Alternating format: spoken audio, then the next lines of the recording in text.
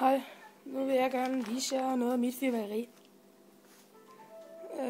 De små ting har vi nogle Kraken Balls. Dem har jeg 5 pakker af. Og nogle jordsol har jeg 1,5 pakke af. Og nogle små heksehylien fra Til Hansen. Dem har jeg 3 pakker af. Og så fik jeg 3 store sortimenter inden for Til Hansen af til 1 krone.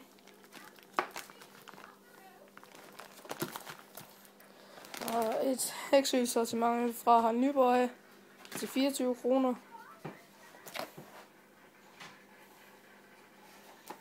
Så har jeg sådan nogle træknogen, jeg fik gratis fra AFAC.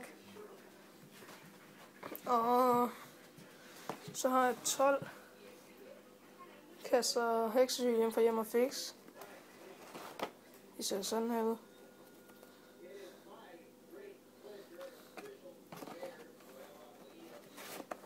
Så har jeg 8 kasser heksehylien fra Nyborg med prop på. Det ser sådan ud.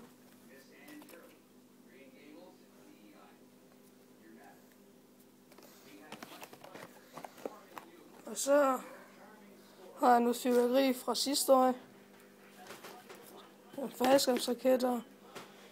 En hel masse gamle heksehyl. Jumping jacks. Snore, lemser. Og nogle fontæner her. Og stjernekaster og røgbomber. Og en fontæne. Og nogle store hyl. Og lidt blandet.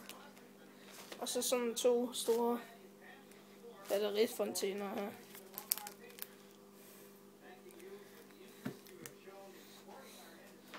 Så til de lidt større ting har jeg 9 bomberør inden fra AFAC af. Jeg har allerede skudt et af.